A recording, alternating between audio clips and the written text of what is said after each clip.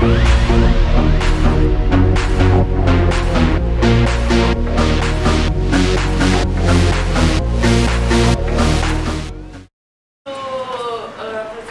Professor John Bailyn. John is Professor of Linguistics at Stony Brook University, New York. And John's primary linguistic interests lie in generative syntax, especially issues of case, word order, movement. And Professor Bailyn is a recognized expert in Slavic linguistics. He is the author of The Syntax of Russian, 2012. The monograph received the award of the American Association of Teachers of Slavic and East European Languages. And he's also the author of numerous articles on theoretical syntax in the Slavic languages. John holds his PhD in linguistics from Cornell University, but he also benefited a lot from his long-term stay in Russia, as he spent most of the 1980s in Leningrad. And John's constant affection to Russia, as well as his outstanding organizational skills, are manifested in his work as the co-founder and co-director of the New York Institute, as well as the director of the State University of New York's Russia Programs Network. And today we are happy to have John Bailyn as an invited speaker of our conference, and he'll present a paper on Russian syntax with the intriguing title, Journey Inside the Big VP, Lexical VP, what syntactic tests can tell us that we don't already know.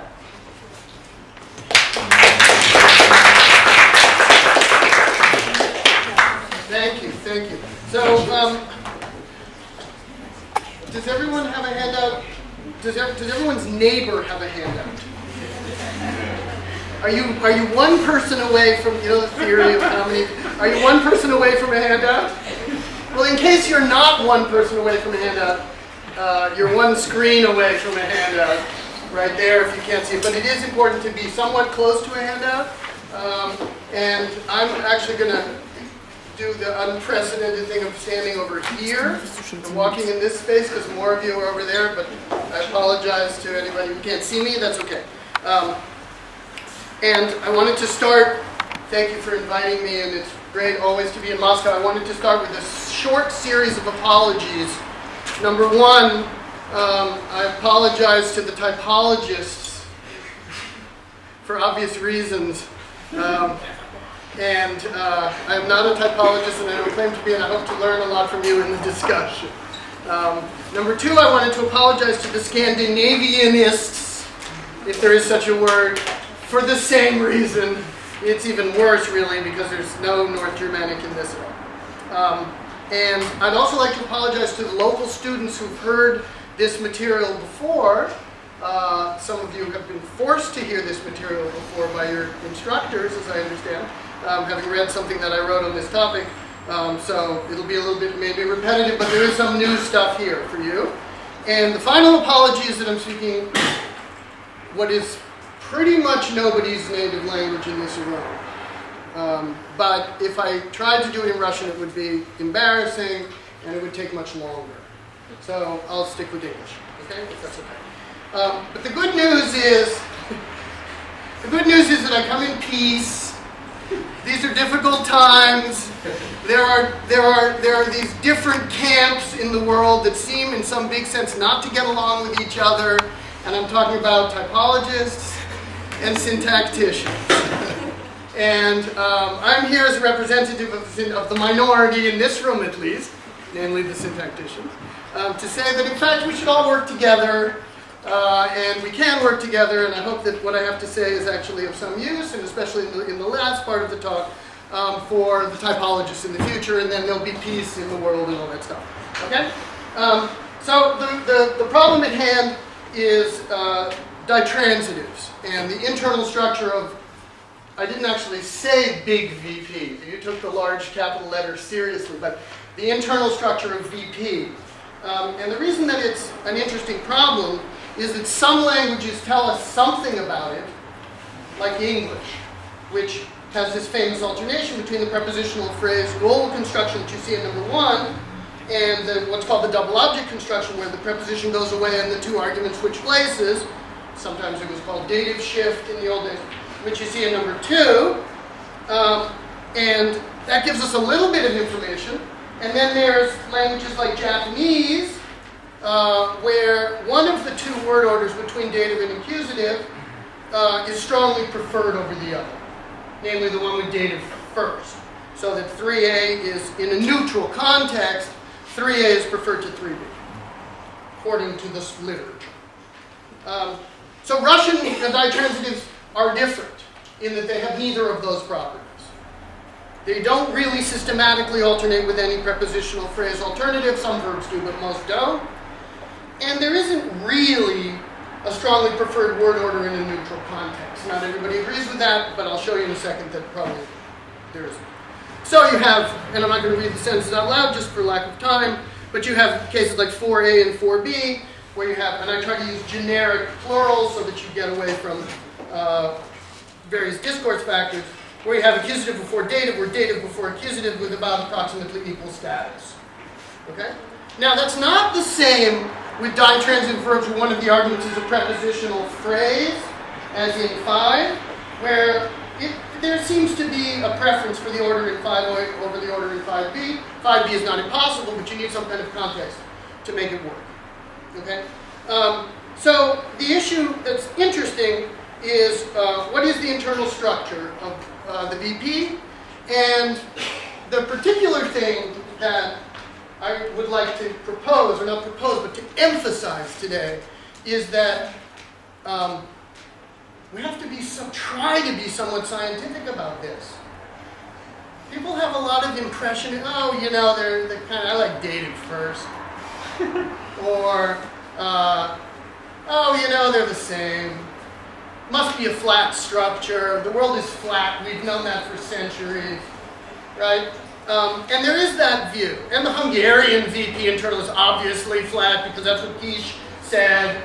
And if Kish said it and it's about Hungarian, then it's true, right? So there's all these reasons why. And then you see things like, you know, and in the traditional Soviet Russian grammars, there really isn't a lot of discussion of the internal structure of VP in terms of structure, in terms of syntax. There's discussion maybe of thematic roles, information structure, all that stuff, but there isn't really much, there is no claim that I could find that one order is derived from the other, or one order is more basic than the other. For obvious reasons, because there's no surface evidence. So that's where the syntacticians should come and help us and say, well, maybe actually there are ways of getting at this question that are a little bit more complicated that we have to try to apply some tests. And that's what syntacticians don't always do.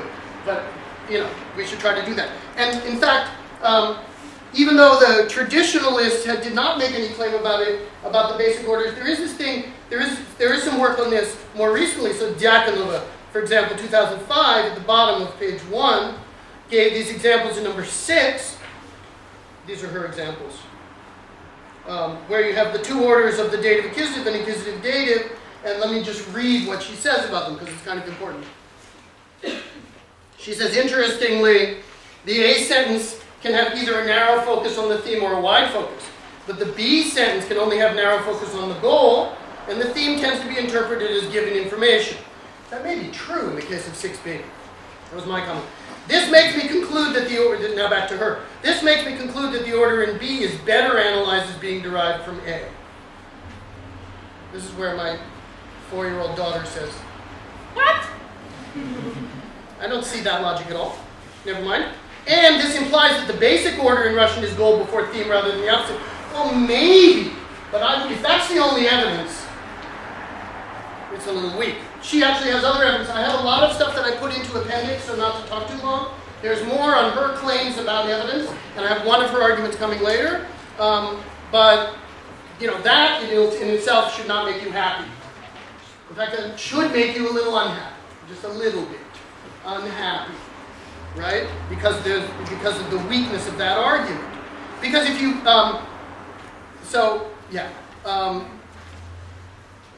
let's see. So if you go to the top of the next page, you can see that if you, I mean, in that case we had Sergei and Mashina. And Sergei was in the accusative, in the dative, and Mashina was in the accusative. And then you get this supposed difference in information structure. But if you change that to putting Sergei in the accusative and the other thing into the dative, which is a little harder with an inanimate, but if I use predstavить, you can do it with an inanimate, with an animate but generic, like предположительным, then you get the opposite effect.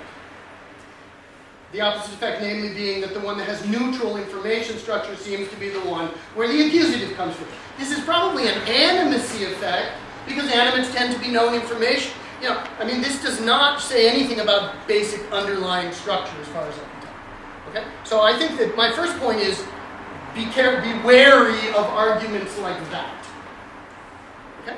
Now, before I go to my own arguments, my own tests, I wanted to just show you how so there's this sort of debate that some people are called the higher accusative people, and some people are called the higher dative people, and there are people who think that they're both, but you can't really be both. And so the higher accusative people look like number 8, where the basic structure has accusative, and I'll use case right now, accusative dative, but later I'll change it to thematic roles. But for now, just assume canonical accusative, canonical dative, okay? So the higher accusative people look like 8. And of course, there has to be little v to big V to little v movement. That's universal.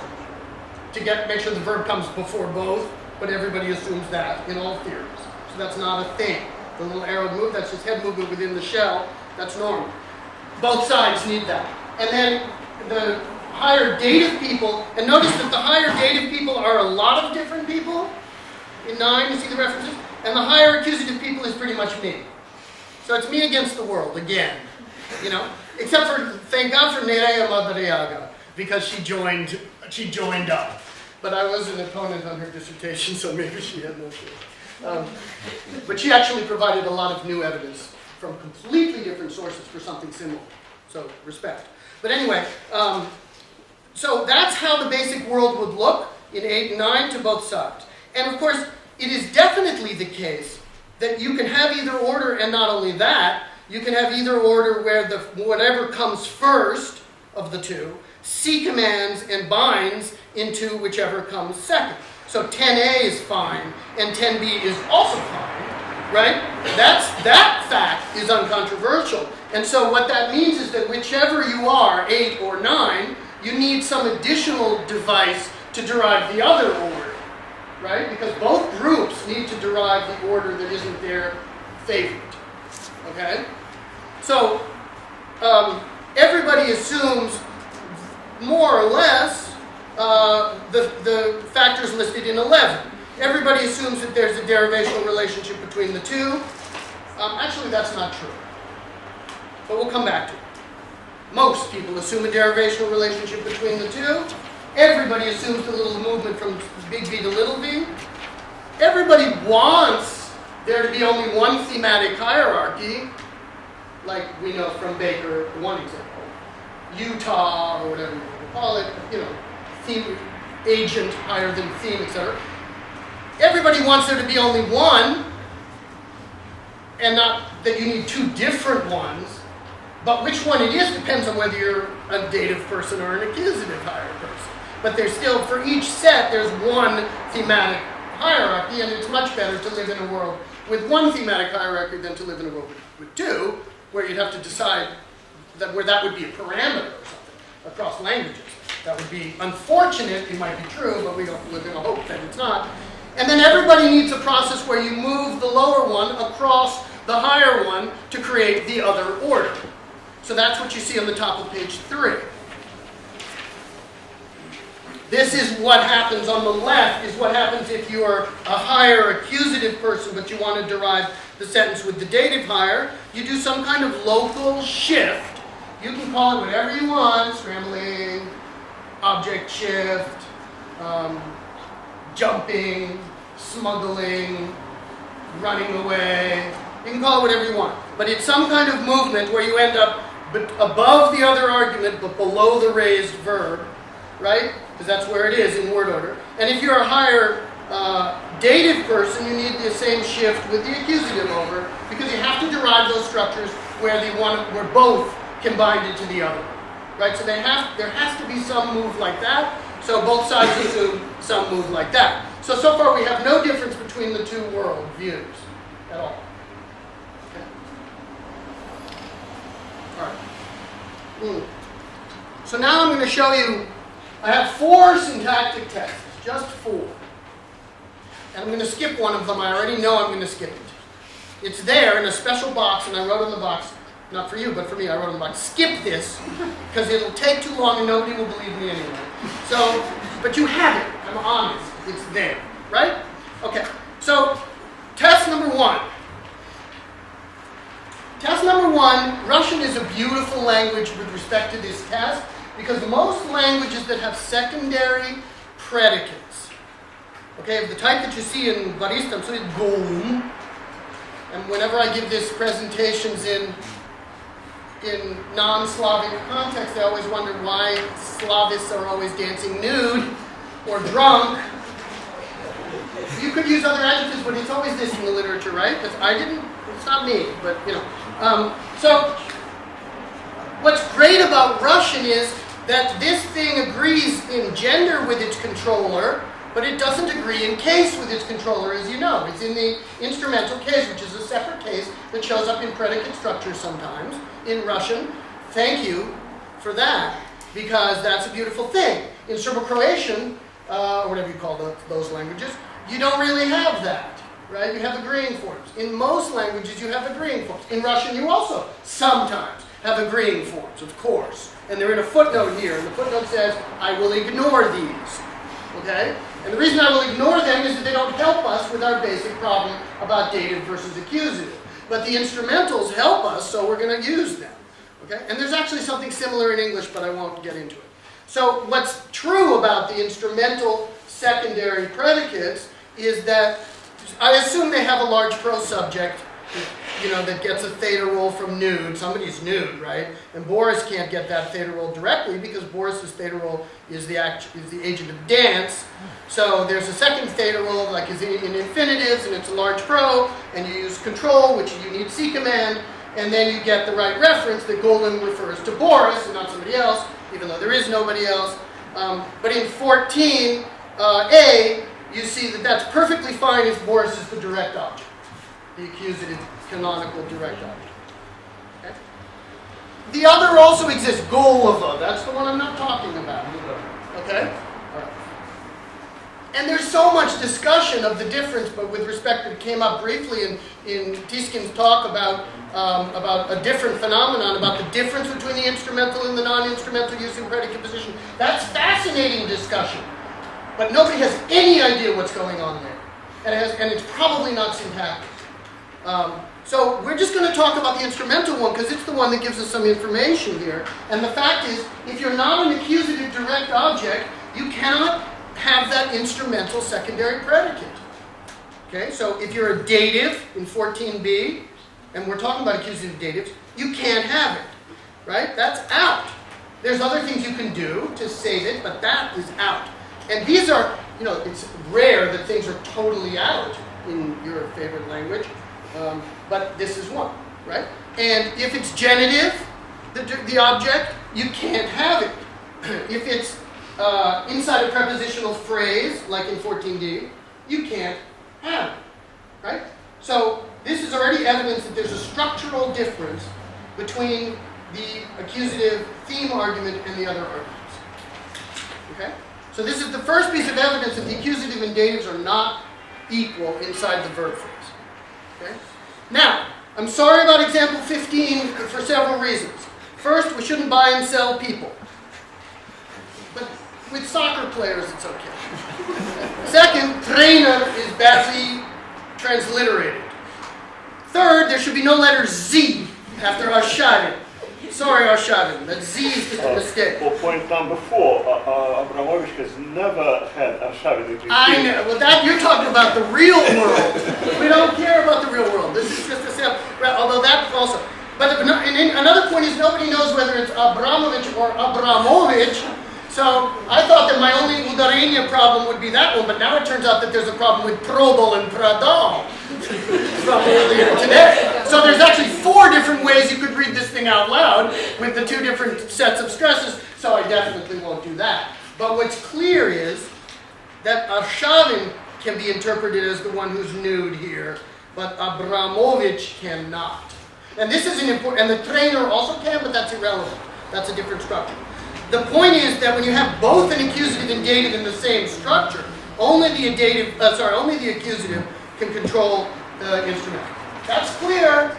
That's one of the uncontroversial facts. So we have something like 16, the instrumental small clause generalization, which is a structural principle, which says that only accusative direct objects can control these pro-instrumental small clauses. That's a syntactic test. Now, the higher dative people have nothing to say about it. They've responded to me. I know what they think about me. I know how they feel about me. It's not pretty, but they have nothing to say about this. Actually, that's not true. Giaconova has a whole discussion of this, where what she does is instead of talking about this, she talks about something else which is similar to this, to distract you from this.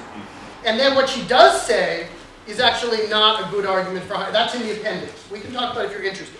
But straight on this, nobody has anything, and the higher accusative people are just walking in a field of clover, right, on that case. All right. So that's argument number 1, and you see a picture of Shavin and Abramovich on page 4. Well, that's not really a picture of them. They've probably never even been in the same room at the same time, right? Anyway. And you can see here one possible structure where Shavin is in the higher position that I propose as the higher accusative, and C commands large pro, whereas Abramovich is too low in the structure, cannot C command large pro, and that's the explanation. It's as simple as that. It's a difference in the basic syntactic positions. Okay? Now you might have a different story on that, but it better be convincing because this story falls out from the higher accusative. Or this fact falls out from the higher accusative.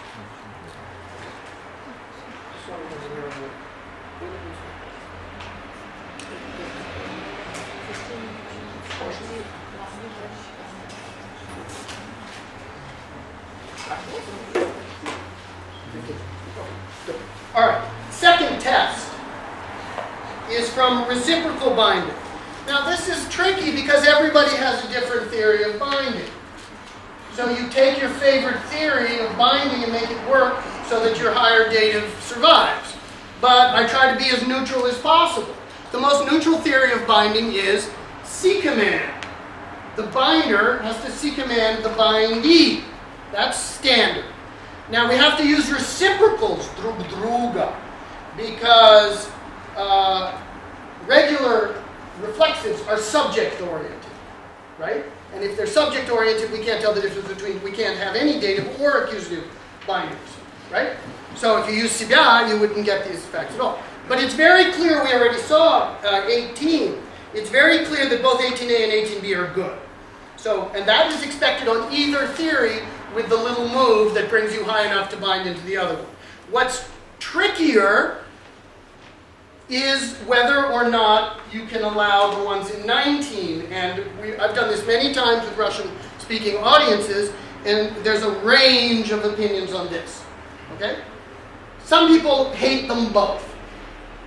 I have a theory that covers you if you hate them both. Okay?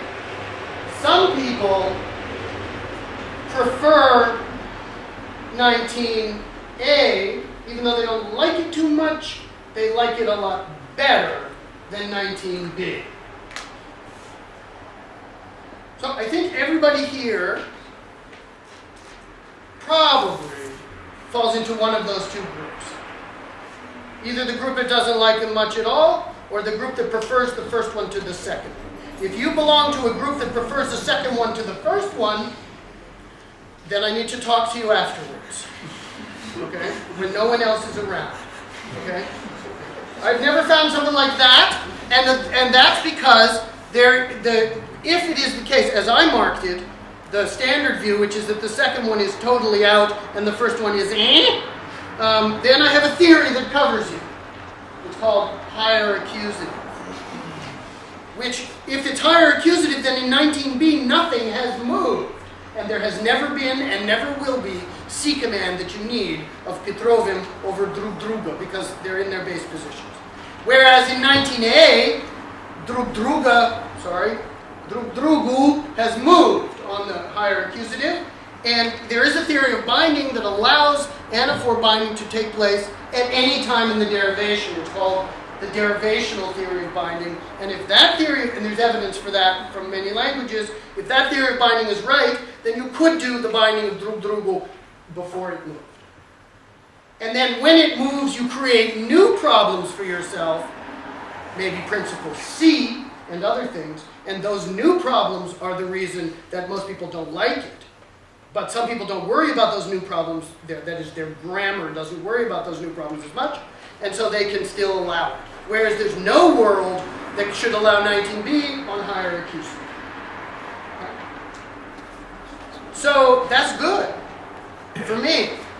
And it's not good for those guys, those dative guys, those higher dative guys. Now, Tistelets has a similar example in his book, which is in 20, which makes the same point. And there's a lot of evidence that makes the same point. And then there's a lot of people who give evidence that's supposed to make the opposite point, and I put them in the appendix. But I think that the contrast is clear for a lot of people, and it supports higher accusative. So that's a syntactic test. That's test number 2. Now go to page 5. This is the test I'm going to skip. Test number 3. The reason I'm going to skip it is because, although I think it's really good evidence for higher accusative, but it's weak crossover, and weak crossover is a very technical thing that you may or may not really want to talk about. If you've never heard of it, you definitely don't want to talk about it. It would take me too long to explain it, and nobody understands why it is true that there are weak crossover effects.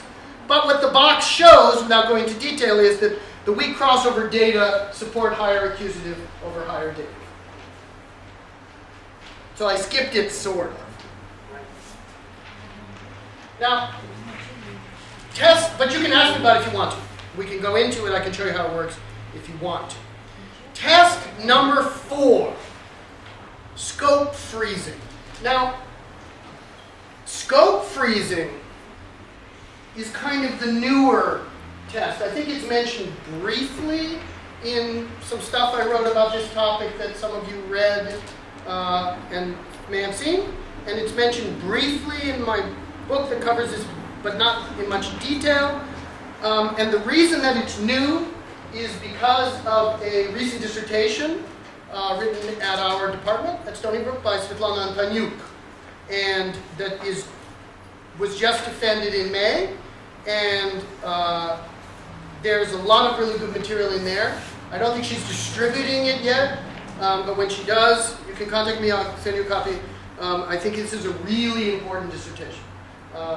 And I take no credit for it. I just happen to know about it. That's all.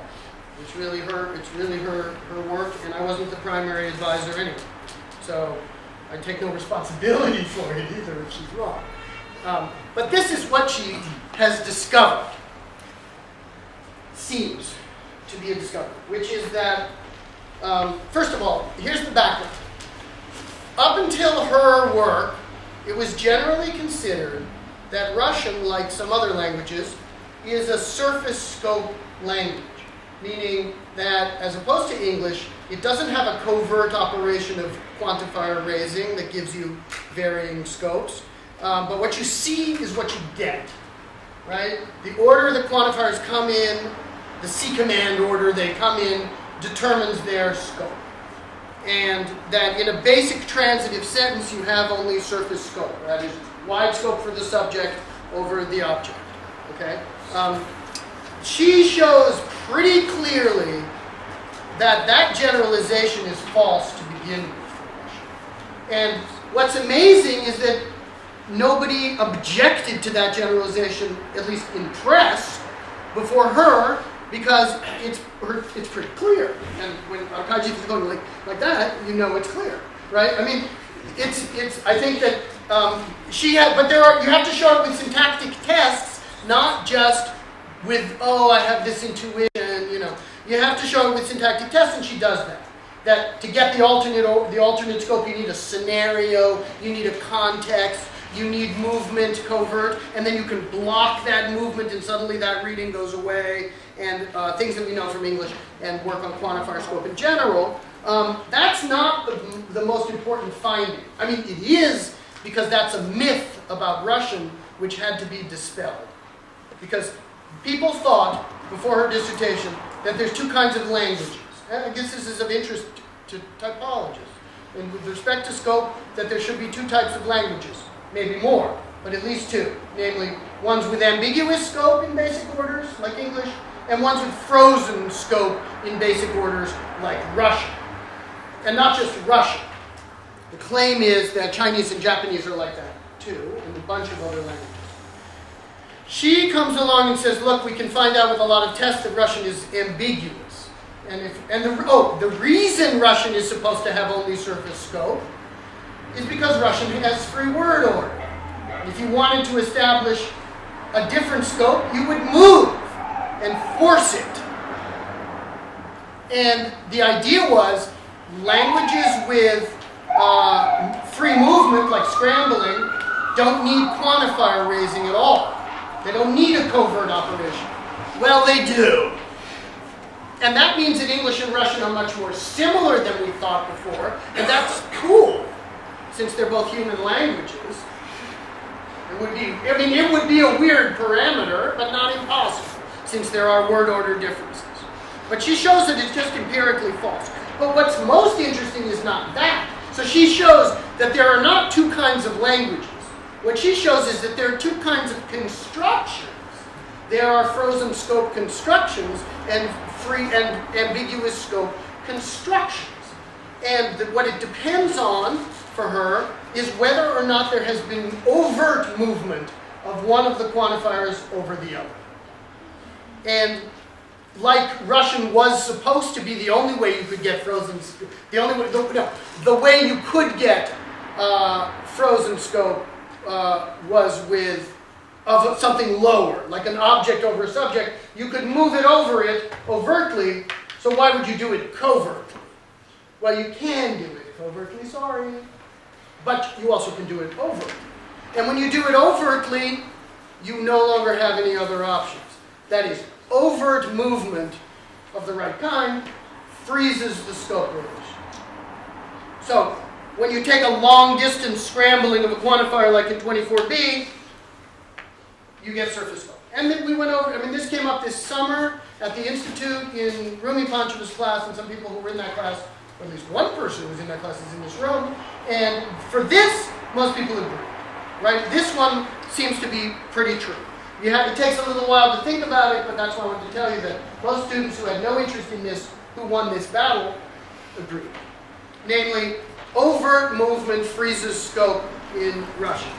Now, what's interesting, that's just subjects and objects in 24. But in 25, you have the situation with datives and accusatives that are quantifiers, and now we come to our test. What is the scope relation between accusative and dative and in both the orders? And this problem is known from English, because in English, the double object construction, John gave Mary a book, that one's frozen in scope. And the prepositional phrase construction is ambiguous in scope. That's well known. And in Russian, it's the same. In Russian, the dative, the accusative before dative, that's 25a, is ambiguous for scope, according to Stepanova, and her informants, of course, and so on, and tests, and blah, blah, blah. And the dative over accusative, and you can't, if you throw in all sorts of focus intonation, you can screw this up. So don't do that. Okay? In either case. But if you don't do that, the dative over accusative is frozen in scope, just like the English double object construction. So that's consistent with her idea that overt movement freezes scope only if accusative is higher than dative to begin with. So accusative dative order is a base order, and base orders are ambiguous. Dative over accusative is a derived order. Derived movement of one over the other freezes scope.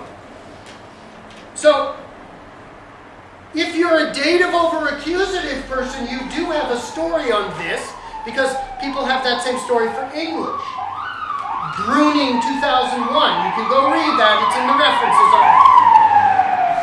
That's finally coming together.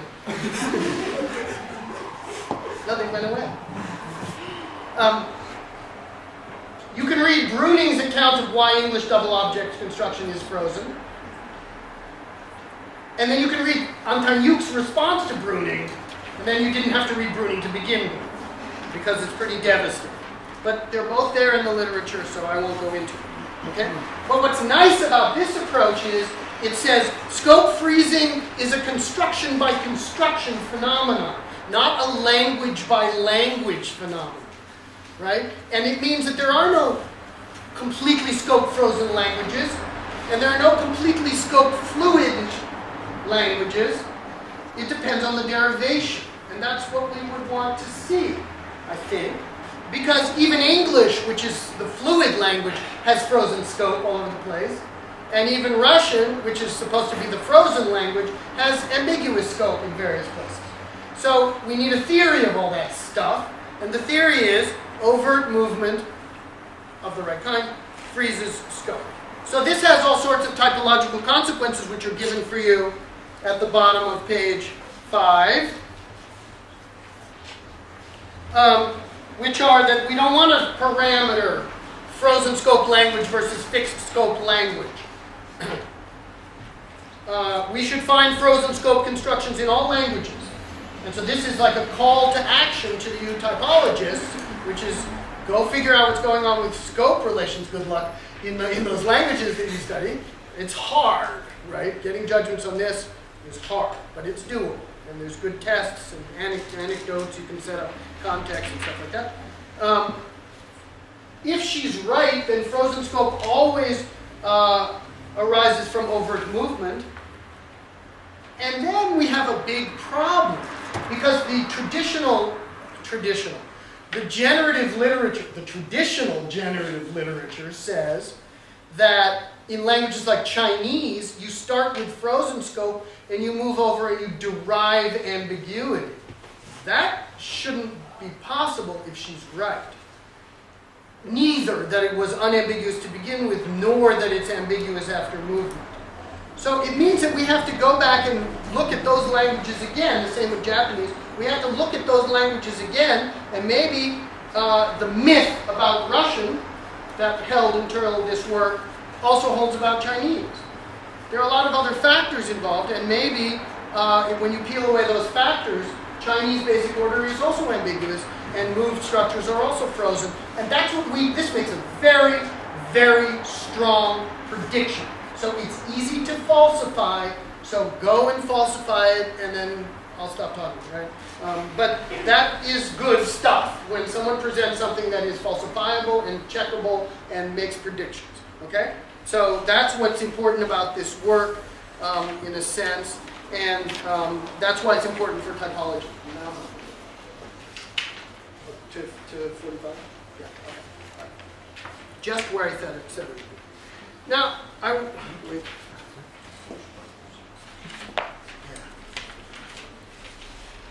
Now, what's interesting about Japanese is that everybody knew dative before accusative was frozen for scope, and accusative before dative was ambiguous for scope, at least since Hoji's dissertation in 1985. That's a while ago. But the difference is that everybody also thought that dative over accusative was the basic order.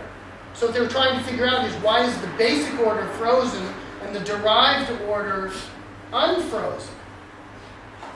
But now, if her generalization is right, we have to re-look at the basic order for Japanese. Now it looks like it's perfectly consistent that the dative first is frozen in Japanese, if that's a derived order.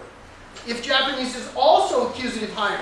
Now, of course, I'm going to want Japanese to be accusative higher because I think this is a universal property. Although there may be other kinds of constructions, right? And we'll talk about that in a second. But everything else being equal, you would expect that Japanese has also been misunderstood, and that the scope, in other words, scope freezing is giving us an entirely new syntactic diagnostic test that we can use, if it's correct, to find out a lot about underlying order. So that's really kind of exciting, but it does mean that the Japanese syntacticians are going to have to do something. You're either going to have to show that these facts that they believed in for 30 years are wrong, which is unlikely, or they're going to have to say that scope freezing comes from a different source in Japanese than it does in Russian. We don't want that. Or they're going to have to do some other kind of dance, which we haven't seen this dance yet, but it's going to be interesting. Okay. So that's something that's, and people have started to work on this. And there's an interesting paper by Larson and Harada, which is in the references somewhere, which actually has evidence that despite the fact that dative accusative is the most natural order in Japanese, it's still derived. It's still the result of movement. It's just you have to do that movement for some reason. So everything is a double object construction, sort of, in Japanese. That's interesting. All right, now, two more things I want to say, and then I'll stop. The first one is, remember I said at the beginning that we're talking about accusative and dative in their canonical uses. But actually, it's not the right generalization, probably. You probably need to characterize it in terms of thematic roles and not case, because sometimes thematic roles and case do not go together. So, for example, you have many verbs where the accusative is an experience. Меня волнует, тревожит, беспокоит, all of those, right? We have those too. Those are called psychological verbs. And you have an accusative, but it's not a canonical theme direct object. How do those fare with the instrumental test? Well, that's what you see in 27. They fail. I think 27 is pretty bad, right? No matter how much Ivan drank, the economy could still worry him, but this sentence is out. So probably the right generalization is more like 28, and then we have a question of how you map thematic roles onto case and why they're not always the same, and how you derive psychological verb constructions. These are old questions, and they remain good questions. But we're not just going to say accusatives always work and datives always fail. It's going to depend on thematic roles and how argument structure is projected onto syntax. Now, I wanted to tell you one of the Diakonova's other arguments for higher dative, because I don't want to seem like I'm dismissing the arguments for higher dative. So I have two of them in boxes, but I'll just do the first one. So the first one she claims is in box on this page 6, example 29, which is she claims you can move a verb phrase that's got an infinitive and a direct object, читать сказки, all the way out to the front, leave the dative behind. I think that's true. Pretty good, if you allow verb phrase movement at all. But she claims that you can't take the infinitive verb and the dative, читать дети, and leave the direct object behind. Is that also true? Yeah. It does seem to be a contrast. I'm not disagreeing with the contrast. Although some people say both are okay. But suppose there's a contrast, right? This is her claim. Her claim is, well, look, in a higher dative, verb plus accusative start as a unit. In the world of higher dative, verb plus accusative start as a unit. So you take that unit and you can move it. It's a constituent, right? But verb plus dative do not start as a unit for her. And therefore you cannot move them as a unit without the other. This is a terrible argument. Why? Because the verb has to raise to little v first before you raise the whole verb phrase. Because if you raise the whole verb phrase, but the verb never raised to little v, you have some kind of proper binding condition violate, or whatever it is, you can't do that, right? So if you raise the verb to little v, like I show in picture way back at the beginning, if you want to see that, it's back in, I put it down. It's back in 8 and 9 on page 2. Sorry. 8 and 9 on page 2. Her claim was 9, right? Her claim was, look, you take V bar in 9 and move it to the front to get Chitatskarski, blah, blah, blah. But you can't do that because the verb has to raise to little v. So once you've raised the verb to little v, then her argument is dead. Now, right? Because there's no way that you can move the verb in the accusative without the dative. There's also no way that you can move the verb in the dative without the accusative. So, in fact, both should be impossible. But they're not both impossible, according to her. There's still a question. How do you get Chitatskarski? And however you get it, why can't you get Chitatsdate? So what she says is, well, what she says doesn't work. But what you might say is, well, what you have to say is, look, the only way out is to move one of the arguments out. And then move the remnant up. That's remnant movement. We do it all the time. Although it has issues. So then you should be able to do both. Right? It doesn't matter which one you move out, you move the other one. So there's still a question of why it is it's easier to move verb plus accusative than verb plus dative. There are two possibilities I can see right away, and they both work better for me. One is in 8b, or 8, the picture after short verb movement, is it the direct object and the verb incorporate somehow. And that allows the movement. Depends on a lot of things. And whereas you can't do that with the dative. And the other is some kind of structure preservation.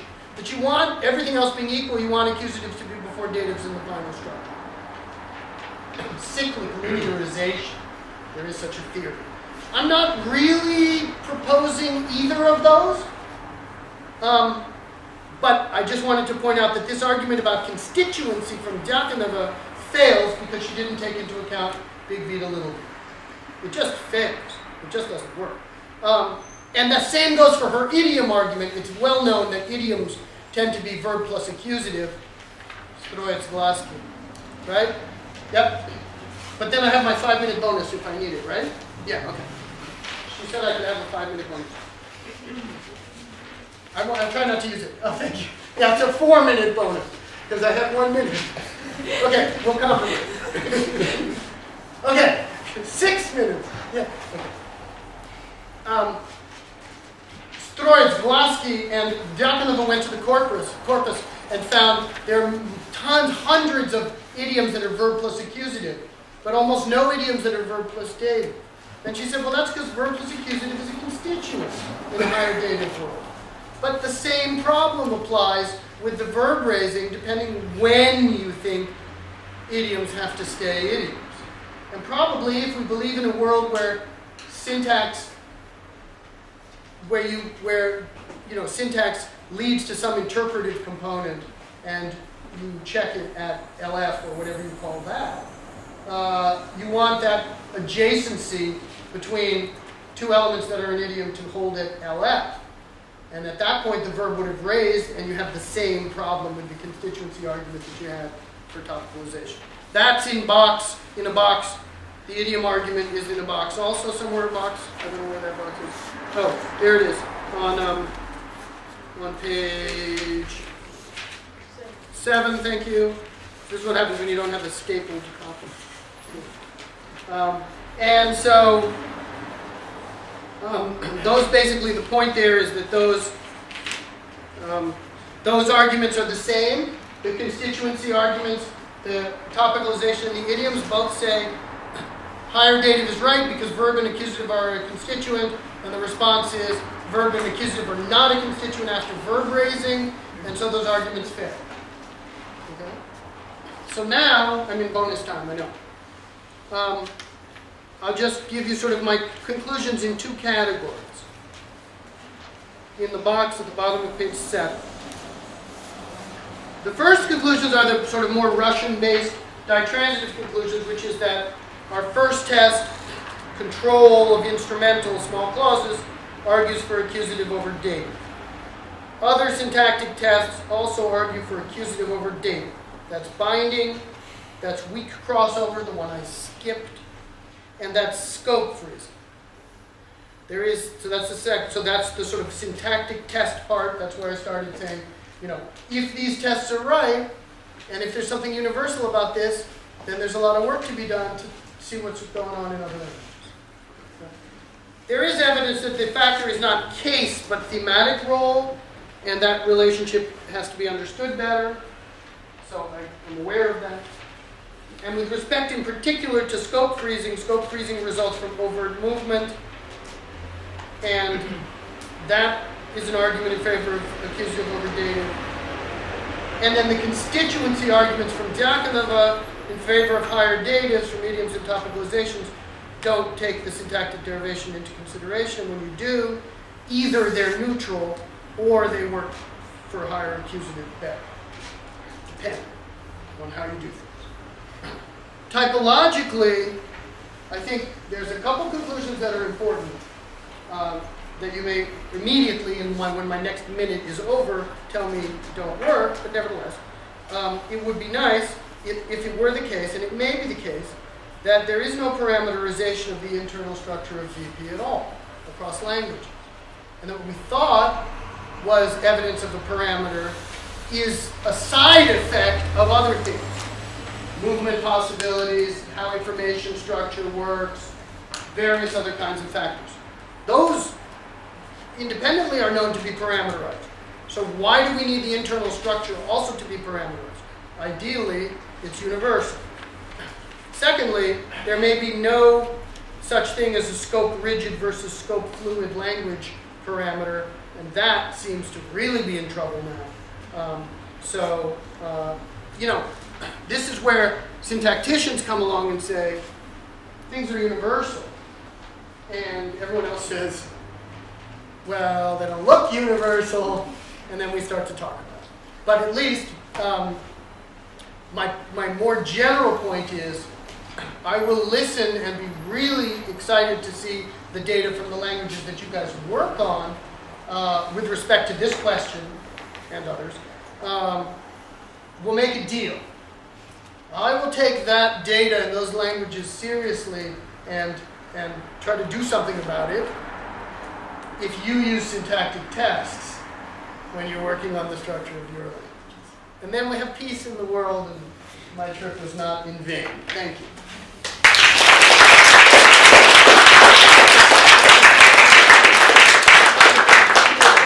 And we have about 10 minutes for questions. Discussion. Yes, please. Oh, wait, I better take a pen now. Here it goes. Thank you, John, very much. I'm basically convinced with everything, but I have a small empirical question. Yeah, of course. If we go to U25.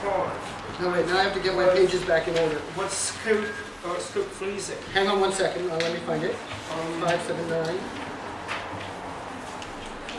25 on page 5. Okay. Yep. At least to my intuition, Yeah. if we take 25A Yeah. and just move каждому студенту and какую-то книгу around, Yes. we It's still have ambiguity. I know, but there's a reason for that. So you may have noticed that the quantifiers switched when we did the word order switch. The reason for that, and Svetlana was very meticulously careful about that, is when you have an existential quantifier in the lower position, which is what happens when you do what you just suggested, right? That thing might be able to get wide scope for a different reason, because existentials, right? There's wide scope existentials for all sorts of reasons that may not be related to quantifier reasons, right? So what she wanted to do is always have the universal quantifier as the lower one, so that the only way you could get the non-surface reading was through real quantifier reason. So that's why you have to flip them when you do the word order switch. So, but it's interesting, your intuition is exactly what we would expect in those cases where the existential is lower and the universal is higher. We expect probably things to be ambiguous, but maybe for a different reason, right?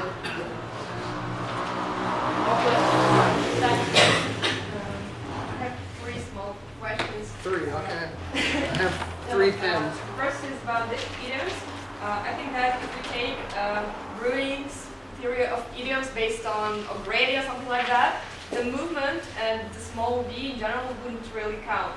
Because he proposes that there is this kind of chain with the idiom formation. We need to look at what selects what.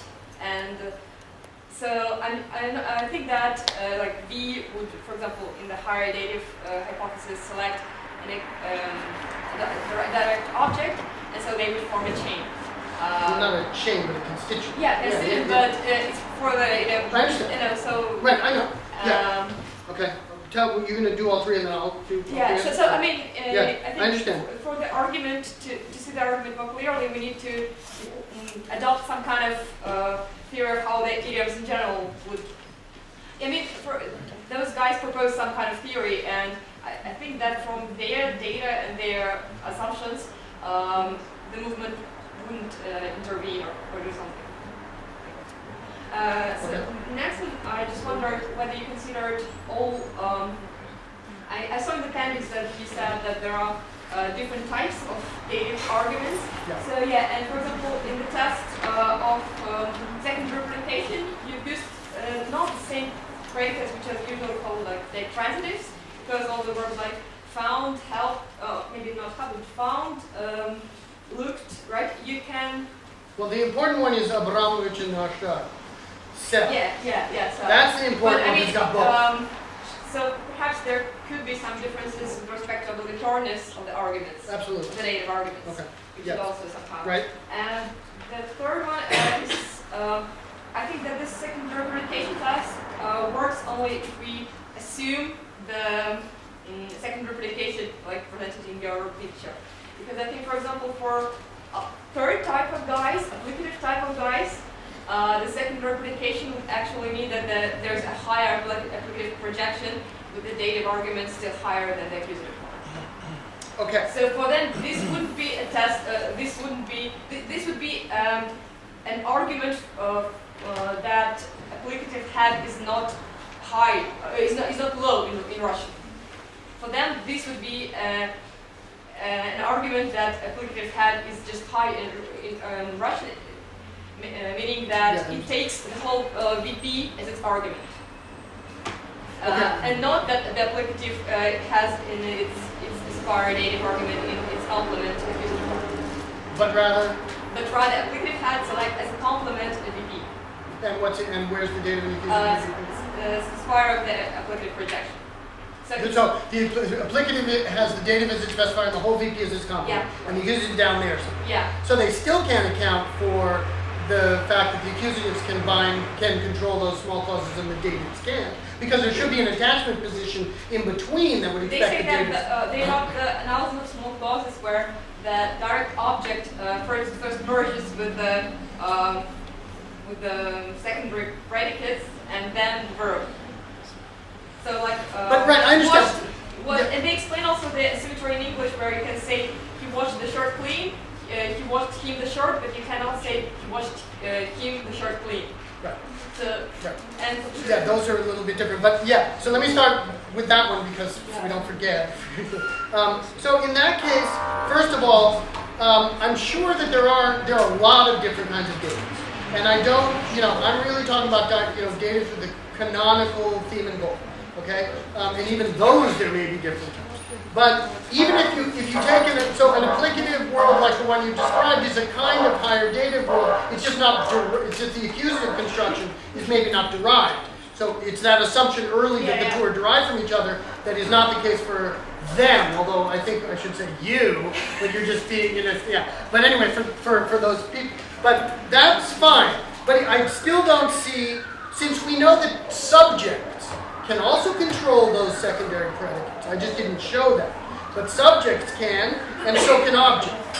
And when you have them like, on нашел его голову, it's ambiguous. And so that's supposed to work by different levels of attachment. And if you allow different levels of attachment, there should be a level of attachment that falls between the dative that's in the spec of applicative and the verb phrase that contains the accusative, and then you should be able to get ambiguity in those cases, but you don't. Right? That's a pretty good response, right? Okay. So I think that the secondary predicate acute instrumental test still favors hierarchy. But I don't discount the possibility that there's datives in some higher position, and we know that dative experiencers can control. That's not so bad, right? So we know that things like that are possible. So it's not like no datives can, but in ditransitive datives it seems like they can't, and that's still an argument for hierarchies in that one. Now, to the second one. The second one's not that different from what we were just talking about. Right. Yeah, Okay. it was the idioms. Oh, the idioms. All I can say is this. There's some evidence that idioms have to be together at LF. There's evidence from principal C reconstructions, where you break up an idiom, and then you move with the WH phrase this whole thing up, and you can show that it actually has to reconstruct for the thing to be understood idiomatically. And so that shows that idioms have to be together at LF. So that even for another theory of idioms, that probably has to be true too. So I agree with you, we don't have a good theory of idioms. But what Dakanov is proposing is too primitive of a theory of idioms to work in that direction. So I agree with you that I don't think the idiom situation works strongly in my favor. I was just responding to the argument that it works strongly in that direction. And the first one, what was the first one? That's enough. Okay. That was 2.5 out of 3. Okay, we have time for one more question.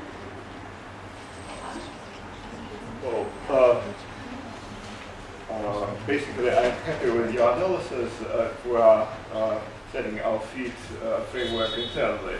So you just told us that accusative lies higher than dative in the case of hierarchy. Therefore, there must be some tricky little things like control, binding with crossover, and scope freezing, which should confirm that in terms of global structure. That's okay.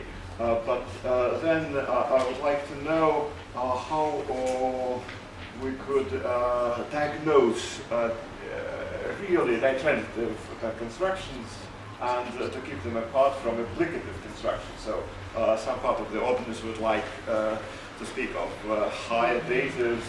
So where are the criteria for cross-linguistic comparison? Just without equilibristic stats, accusative is larger than dative, or this is not normal dative that's higher applicative.